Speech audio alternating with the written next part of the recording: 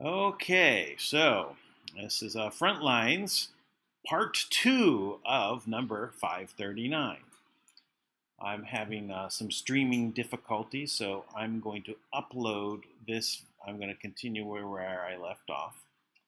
Maybe I'll backtrack a little bit and post this up because I think it's a pretty good explanation of what we see happening. All right, so let me go here, and I'm going to back up a little bit on this video. Actually, I'm going to go to the beginning. Sorry if we replay this, because I think it's important to kind of know where we're at. Again, there's certain narratives that are basically being told to us. One of the narratives that is going to be very obvious is that the deep state apparatus, the deep government, the bureaucracy is corrupt. It is a behemoth. It is not beholden to the people. It knows best. It will do things as it sees fit. Now, let alone that this is beyond the United States government. This apparatus stretches beyond all of the governments of the world, because none of the governments of the world control it. It is actually a super-sized government. It is an overreaching, overrunning government body or apparatus. It's a bureaucracy apparatus, and it is running amok. And that also brings itself into the every government and the legislature and the judicial and the executive branches of all governments. But we're focused on the American government, so that's what we're looking into. So we're going to start this again, talking with Radcliffe, talking about what's been going on. So let's start there. That's a feel of what went on, that the Obama administration used the FBI and intelligence forces against an opposition campaign based on Russian disinformation, financed by, largely financed by the DNC and the Hillary Clinton campaign, and that the FBI, an investigative Russian spy, was the source for the anti-Trump STEELE dossier. I mean, I don't think anybody could have written this. This is, fact is stranger than fiction. Well, let's also remember that bureaucrats in Washington don't have the power to just launch into many of these investigations, especially investigations that take a long time, unless their superiors know about it and approve it, or their superiors knowingly look the other way. And I think that's what we got to get to the bottom of. There's no question that there were recommendations to drop this Michael Flynn case, and then there was a meeting at the White House that Joe Biden attended, Susan Rice and others, and somehow after that meeting there seemed to be a new vigor to go after Flynn and others. And so I think it's pretty clear that the evidence shows that higher-ups became very political in trying to go after the Trump team. And let's be very honest, there's a big cry now about a peaceful transition of power from the media elites and from the left, saying, once again, they're sure that their candidate is going to win, and so they want to know, are we going to have a peaceful transition of power? Let me just be very clear. Donald Trump won in 2016, and there was not a peaceful transition of power. The meetings and the schedules show that the intensity against Donald Trump and his team got more intense, got hotter, as soon as there was an election finished and we knew who was moving into the White House. Yes. Transparency is not political. I don't care if it's a week before the election, a week after the election, or a year before the election. We shouldn't be thinking about election time. We should be thinking about transparency. And this is a system inside Washington that knows how to protect its own and knows how to go after people who raise their voice. I think that it's very important for people to understand right now we need to have an outsider continuing to push the system in Washington, because we see every day how they are weaponizing government against their political enemies. This is crazy. This is how governments fall and end, and we cannot have this. We need to have people understand the outsiders need to change this place. It's a very serious situation. Look, I'm not going to play the Washington game of leaking. So again, it's about the transparency, right? What do we need is for the government apparatus to be transparent, so they can't hide their agendas. And there's rules to be played, right? And if they go against the rules, we have to know it. Remember, whistleblower rules were put into place to protect the whistleblowers. Now they don't. They're a political tool. So all of these things have been corrupted, and we have to correct them. All right, let's continue on. Classified information to have some sort of a win. What I'm calling for is transparency. I'm calling for all of the reports that have been pushed aside and classified to make sure that the whole truth doesn't come out. Those documents need to come out. The public can handle it. This is not giving away sources and methods. There may be some context that some of these agencies want to share. I'm not here to say that everything is a slam dunk. It's all about nuance and context, but more information, the better. And we do have some documents that tell a deeper story. You now have a direct role in assessing the case. So, again, he's calling for everything to be brought forth. Whoever is holding on to reports, whoever has been holding them back for their political reasons, for their own agenda, there is no reason anymore. Trump has declassified everything yesterday and unredacted,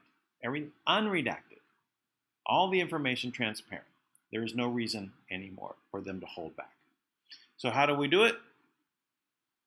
So Radcliffe's talking about what we have is an outsider, Donald Trump, that came into it, and what we need is more of that. And that's what we're going to see. Here we have Tom Fenton. Now, very much you might say he is an insider to what's going on, but he's not. He's an outsider. He's Judicial Watch, the head of Judicial Watch, and they've been, through FOIA requests, getting information that the government wants to keep secret from us and using it to hold them accountable. We need more of that. So what did Trump do? He appointed them and put them in charge to overseeing the judges in Washington, D.C. Very cool. And the integrity of judges. Congratulations on that. Give us a sense of what you want to do on that commission. Well, it's a presidential appointment. I'm obviously honored by the president's confidence in me, and obviously Judicial Watch indirectly. It's a key commission here in the District of Columbia that monitors the ethics and disciplines judges and potentially can remove them from the bench. So it's a serious business, and I'll be the only presidential appointee there. And I'm hoping to give the district the best judiciary in the country through my contribution to the commission. Lord knows we need all the help we can get for justice in this town.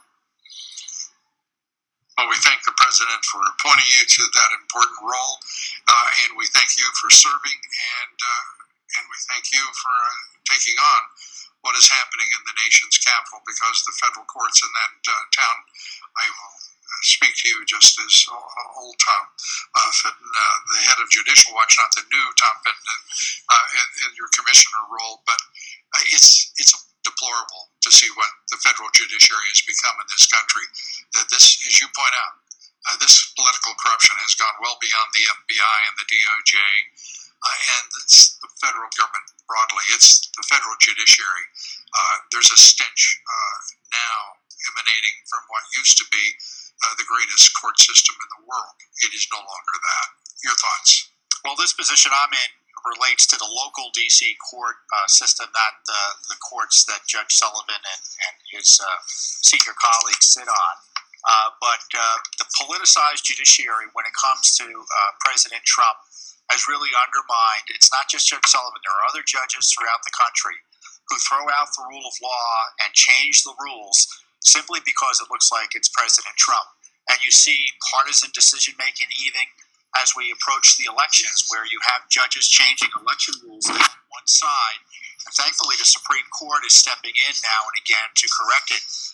But they're not only undermining the rule of law, they're undermining the confidence in our elections by playing games through their judicial decision making. It's really an awful time and an awful threat to our, as my book notes, our Republican form of government.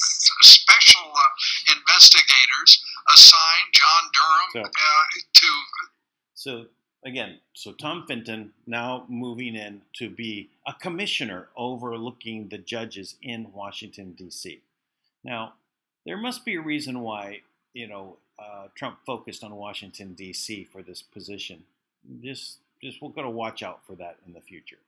So now we're moving on to Sidney Powell. We're talk a little bit about Michael Flynn, but again, it's about the abuse, right? And then we'll see about another future political appointment from an outsider to investigate the origins of Obamagate, and it looks like that's going to be a whitewash of the highest order.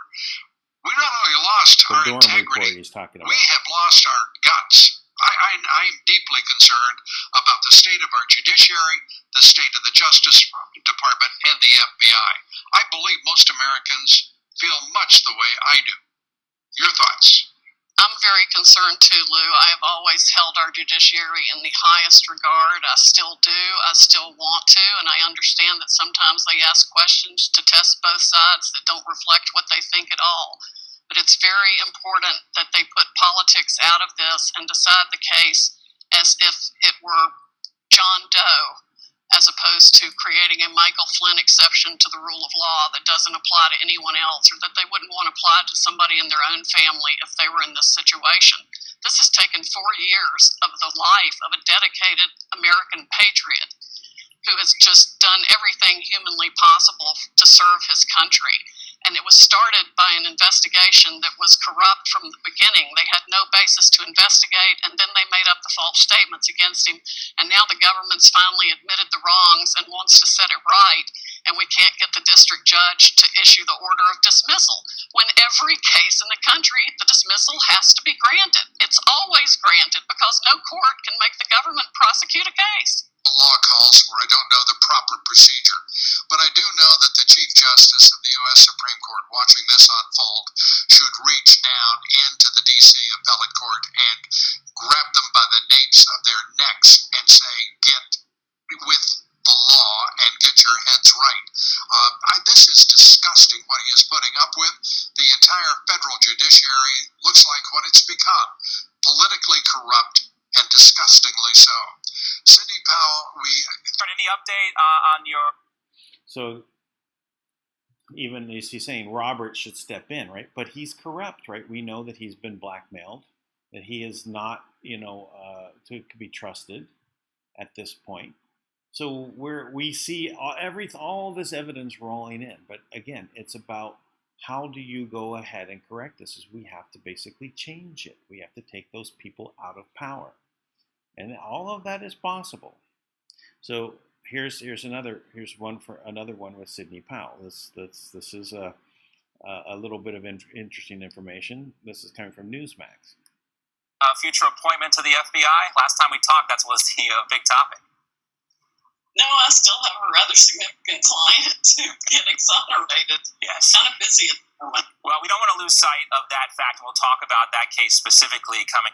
So, if you picked up on that, but what was said is, are you going to take a position with the FBI? Sidney Powell in the position in the FBI. What position might that be? Could it be director? Would you like to have Sidney Powell as the director of FBI? Do you think she might be able to clean it up? An outsider, outside of the bureaucracy, coming in to clean it up? I think so. All right, let's a little bit more in here. And where that stands, but I wanted to get your reaction to what's going on now with D&I Ratcliffe releasing these handwritten notes from Brennan. The headline most people are going with is that this shows there was coordination between John Brennan, the President of the United States, Barack Obama, and Hillary Clinton to stir up this narrative to run it as an interference to make Hillary Clinton sound less shady. is the word I'm looking for, perhaps. Of course, they all knew exactly what was going on. They signed on to it. They jumped on the Russia collusion hoax train, and they rode it as long and as far as they could. And they're still trying to ride it. It makes no sense whatsoever. We all know that she hired Perkins Coie. The DNC contributed to that massive effort. So did the Obama PAC. And they all knew exactly what was going on. That's what they intended. They've made the most of it, and they have committed the criminal fraud on the country for the last 4 years. The thing, too, that is just striking about this is that, announcement from James Comey in October of 2016, kind of saying that the investigation was being reopened here. Some people say that cost Hillary Clinton the election itself. But when we look at that incident and, not with all this other information we have, what jumps out to you about that? That was Comey trying to cover Comey because they knew they hadn't done what they should have done with the Winger laptop, and the New York Police Department officers were honest. We're going to disclose all that. There we go. He just simply had to do it to try to save his own skin. Yeah. The CI director, Gina Haspel, there are reports that she is banking on Trump to lose in 2020 in order to keep some of these documents hidden from the public. Do you believe these reports? I think that's entirely possible. She was London's office station head when all of this was happening, and we know that British intelligence had a role in it too, and they were using the Five Eyes chant to get it. And how much of this do you think has to do with, covering their CYA, from a legal standpoint, and also reputation management with these other foreign intelligence agencies that we worked with? I think it has a lot to do with that, but mainly protecting themselves and all the offenses they've committed, whether ethical or illegal. All right, well, let's talk about your client here. We just learned yesterday that U.S. Attorney John Bash, who was heading up the investigation into the unmasking of General Flynn, had resigned from the Justice Department. Is there anything here other than he's moving on? Not that I know of. I hate that he didn't finish the investigation before he left, assuming that's the case. But I'm sure somebody else will pick up the torch and carry it on. Mm-hmm. Well, let's just stop there for a minute. Number one, he was never unmasked. What do you mean he was never unmasked? They're all talking about that he was unmasked. He's unmasked. He was unmasked 21 times. Here's all of the requests. The last one being Biden. He was never unmasked. He was always known. There's a big difference. The unmasking is, again, them covering themselves because they already knew who he was. What does this mean? This is more of the corruption, right? They knew who, if you're an American citizen and you're overseas and you're speaking with another foreigner, right? You're not in the United States. You're not under the laws of the United States. You're outside of the United States, and you're speaking to another foreigner, a foreigner, and you're a U.S. citizen. You're outside of America. You're on foreign soil, and you're having a conversation. If they record that, because whoever you're talking to is on their list of people they're recording, you are masked. You're covered. He wasn't unmasked. They already knew it was Flynn. And there's evidence to that. And that is also another big corruption that they're hiding. So why would this guy leave the office before getting to the point of determining who was doing the unmasking? Because he was never unmasked. He was already known. Right? They never had a mask on him, in other words, which is even a bigger problem, right?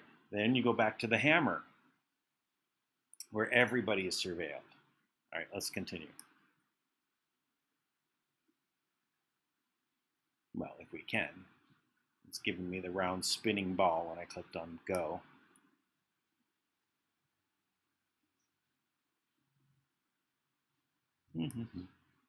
So the unmasking of Flynn is also one of these corruption pieces that we need to look at, right? And see that since he wasn't unmasked, that meant that he was being spied on prior, right? He's spied on when he's in the United States and when he's outside the United States. That's why they want to say he was unmasked. And how do they cover it up? Well, they make a big list of all these people that asked for him to be unmasked. Very unusual. No one does that. Right? It's overcompensating, right, to cover up the problem of him never being masked in the first place. They already knew. Okay, well, let's see. I'm 11 minutes and 24 seconds into this. I'm going to have to quit and then launch it again. I think that's the only way to get out of the spinning ball.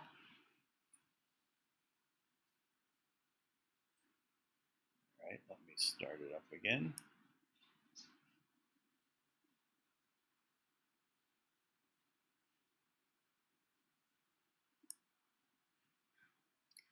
I'm also getting a low battery warning, so just so you know that if I end up cutting, that's what the reason. And I'm in a power outage, so I'm running off of battery power.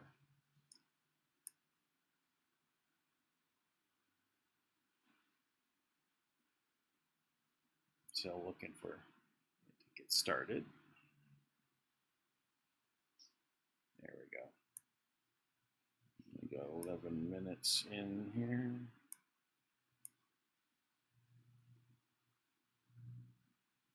There we go. But I'm sure somebody else will pick up the torch and carry it on. What is the latest on General Flynn's case? Last time we talked, it was still in limbo. Judge Sullivan still seems unwilling to budge from where his position is on this case. We're still waiting for what? Well, we've made an oral motion to recuse him, to disqualify him because of his appearance of bias and actual bias, and his active litigation against General Flynn in the case at the hearing Tuesday. We are filing shortly a motion to that effect, documenting it all for the record. He cut me off in making the presentation in court. So he's not only stubborn, but he's also rude here, huh? I will let people draw their own conclusions from listening to the hearing or reading the transcript.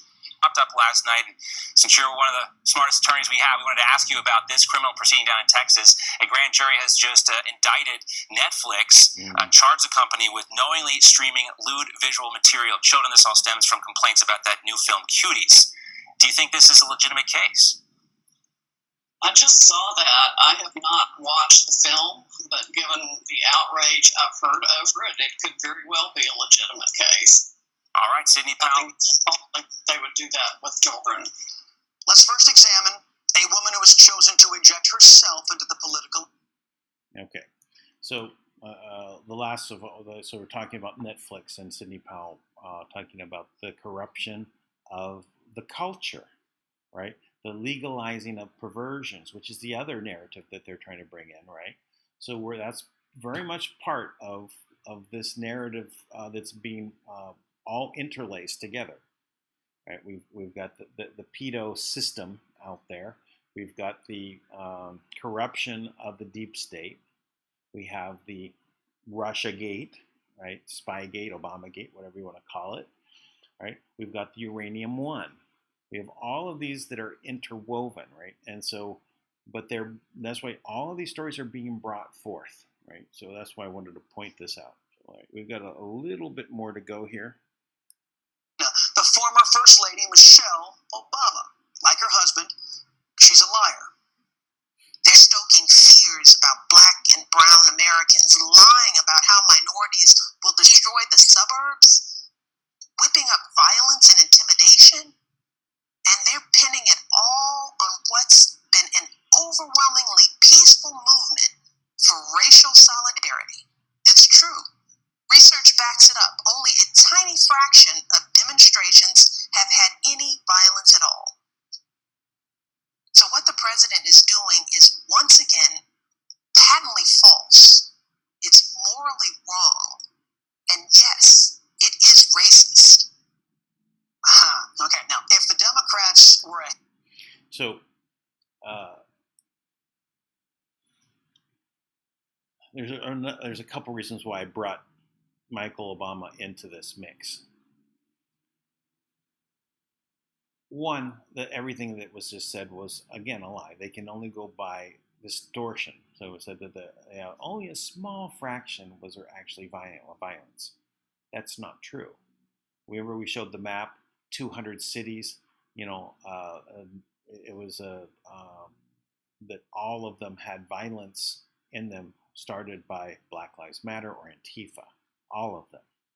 Now you want to say that 99% of the people there, out of say 1,000 people, you have 2 or 3 people from Antifa and Black Lives Matter that are actually causing problems, very small percentage. But that's a distortion of how she's presenting this. Is that only a very small amount had actually anything? Well, there should be a fire burning behind her while that's going on. So, one of the reasons why I brought this up, right? Let me get into this 1 second. Give me a moment to pull up something.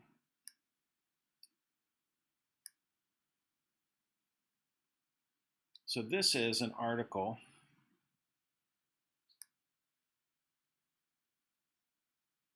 bring this up.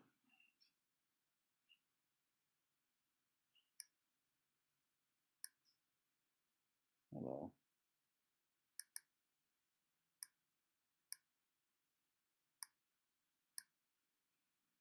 There we go.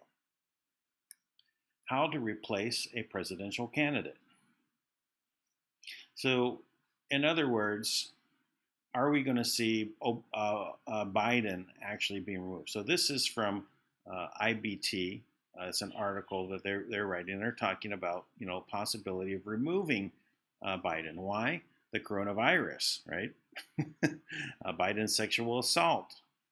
The Dems could choose a new candidate depending on when it would happen. So they're talking about different options. But let's look at this.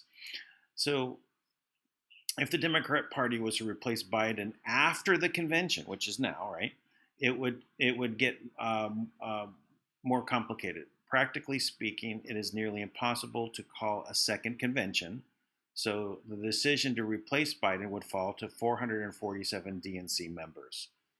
Right, so that's what it talks about. So here's their actual rules. In the event of death, resignation, disability of a nominee of the party for president or vice president after the adjournment of the National Convention, the national chairperson of the Democrat National Committee shall confer with the Democrat leadership of the United States Congress and the Democrat Governors Association and shall report the Democrat National Committee, which is authorized to fill the vacancy or vacancies. So really, they're talking about that they can replace Biden. Now, does it look like that's what's going to happen, right? Because we're seeing this in a very unique way. We're seeing that Biden is looking like he has Russian collusion. Might he just get COVID after the next presidential debate and say, oh, well, I'm sick, I've got to step down? Now, that's a good excuse, right? It's not because he's incompetent, but everyone will be saying he's incompetent. And then but he never really admits to being incompetent, but then they go ahead and say, okay, let's have a substitution. Now, it's still too soon to slip someone in all of a sudden, right? It's at this point. But we can see that may be something that is coming about, and they can do it. And why is Michelle Obama out there in front, right? Why is she pushing? Why is Obama out there pushing? Because they want to make their next version of the shadow presidency, where Obama is still behind the scenes, and Michelle is the one, Michael is the one president. Who is the vice president at that point? I don't know if it's Kamala or not. Could be. Doesn't really matter. But we can see they're making this move, and that's why I wanted to bring it up.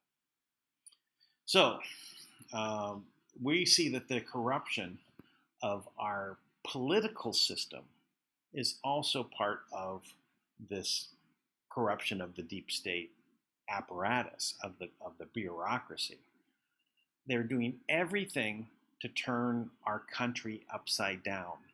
All the institutions to make fun of them, to poke fun at them. For example, Obama and Barack and Michael, a gay couple in the White House. Is that not making fun? Basically, they pulled a fast one over the whole country, right?